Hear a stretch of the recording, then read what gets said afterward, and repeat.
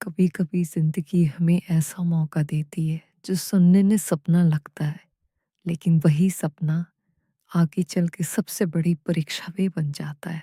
Hello everyone, स्वागत है आपका माय वर्ल्ड विद के में।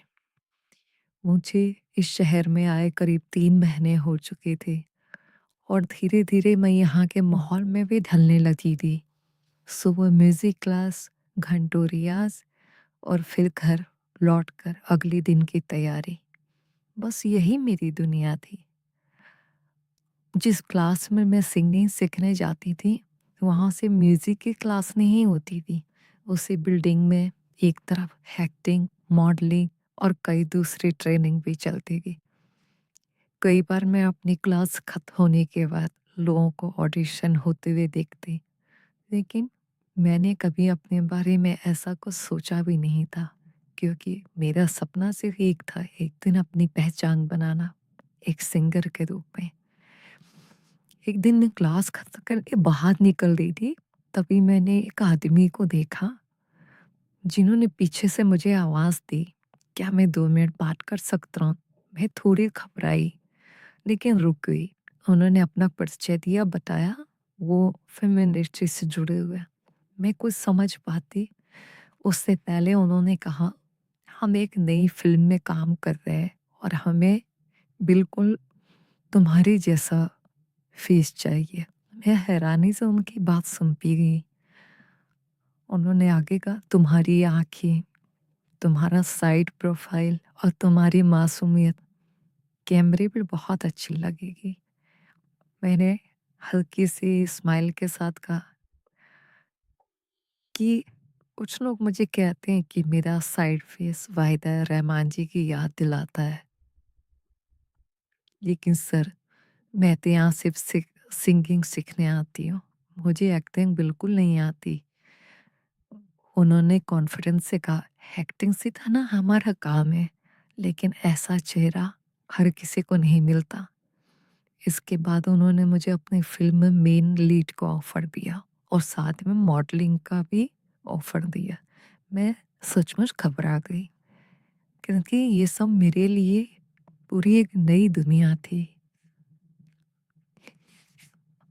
सर, सच कहूँ, मैंने कभी एक्टिंग के बारे में सोचा ही नहीं। मैं तो सिर्फ़ गाना सीखने आई हूँ। उन्होंने कहा, "डरने की ज़रूरत नहीं, अगर तुम्हारे अंदर हुनर है, तो बाकी सब हम सिखा देंगे। बस एक बार सोच के देखना।" फिर उन्होंने अपनी जेब से एक विज़िटिंग कार्ड निकाला और मेरी तरफ बढ़ाते हुए बोले, "ये मेरा नंबर है, कोई जल्दबाज़ी नहीं है, आराम से सोचो। अगर तुम्हें ठीक लगे, तो मुझे फ़ोन कर देना।" मैंने धीरे से वो कार्ड अपने हाथ में लिया, लेकिन मेरे मन में उत्साह से ज़्यादा उलझन थी। मैं जिस सपने को लेके इतनी दूर आई थी, क्या अब उसका रास्ता बदलने वाला था? मैं पूरे रास्ते बस यही सोचती रही। घर पहुँचते आंटी ने मेरे चेहरे की तरफ देखा और तुरंत समझ गई कि आज कुछ अलग हुआ है। उन्होंने पूछा, "क्या बात है बेटा? आज बहुत खोई-खोई सी लग रही हो।" मैंने अपना बैग रखा और वो कार्ड निकाल के पूरी बात आंटी को बता दी। आंटी कुछ देर तक चुपचाप मेरी बात सुनती रही। फिर मुस्कुरा के बोली, "देखो बेटा, ज़िंदगी में ऐसे मौके बार-बार नहीं आते, लेकिन हर चमकती हुई चीज़ हमारे लिए सही हो ये ज़रूरी भी नहीं।" मैंने धीरे से आंटी से कहा, "मुझे तो एक्टिंग से डर लगता है। मैंने तो कभी ऐसा सपना भी नहीं देखा।" आंटी ने बहुत प्यार से मेरा हाथ पकड़ के कहा, "कोई फैसला आज मत लो। 2-3 दिन आराम से सोचो। अगर तुम्हारा दिल सिर्फ़ संगीत में है, तो उसी रास्ते पे चलना। लेकिन किसी मौके को सिर्फ़ डर की वजह से ठुकराना भी मत।" उनकी बात सुनकर मेरे मन का बोझ थोड़ा हल्का हुआ। लेकिन मेरे सामने अब भी एक बड़ा सवाल खड़ा था। क्या मैं अपने सपने के साथ चलूँ, या ज़िंदगी मुझे किसी नए रास्ते पे ले जाना चाहती है? उस रात मैंने कोई फ़ैसला नहीं लिया। मैंने सोचा, जो भी करूँगी पूरी समझदारी से करूँगी। लेकिन मुझे बिल्कुल भी अंदाज़ा नहीं था कि आने वाले वक़्त में जो भी मैं फैसला लेती हूँ, उसमें मैं कहीं भटक ना जाऊँ, क्योंकि सिंगिंग ही मेरा करियर। उस रात मैं बहुत देर तक सो नहीं पाई। कई बार वही विज़िटिंग कार्ड मेरी आँखों के सामने आ रहा था। एक तरफ मेरे बचपन का सपना, एक दिन अच्छी सिंगर बनना, और दूसरी तरफ अचानक मिला फ़िल्म और मॉडलिंग का ऑफ़र। मैंने खुद से पूछा, अगर मैंने हाँ कर दी, तो क्या मैं अपने असली सपने से दूर हो जाऊँगी? और अगर मना कर दिया तो क्या? मैं ज़िंदगी का एक बड़ा मौका खो दूँगी। सच कहूँ, उस उम्र में मैं इतनी समझदार नहीं थी कि इतने बड़े फैसले अकेले ले सकूँ। अगले दिन मैं हमेशा की तरह म्यूज़िक क्लास पहुँची, लेकिन मेरा पूरा ध्यान सुरों में नहीं, अपने ही विचारों में उलझा हुआ था। गुरुजी बार-बार समझा रहे थे, लेकिन मेरा मन कहीं और ही भटक रहा था। क्लास खत्म होने के बाद मैं कुछ देर वहीं सीढ़ियों पे बैठ गई।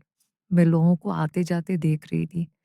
हर किसी की अपनी मंजिल थी, अपना संघर्ष था, और शायद अब मेरी ज़िंदगी भी एक नए मोड़ की तरफ बढ़ रही थी।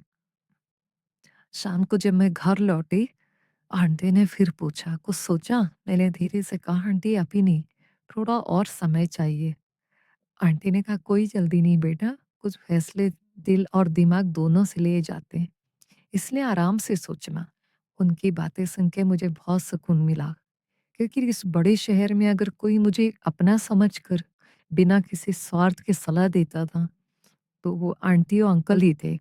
मुझे बिल्कुल अंदाज़ा नहीं था। कुछ दिनों बाद क्या सचमुच ज़िंदगी मेरे लिए कोई नया रास्ता चुन चुकी थी? और फिर ये सिर्फ़ एक इत्तेफ़ाक था, इसका जवाब मुझे भी नहीं पता था। लेकिन बहुत जल्द सब कुछ बदलने वाला था।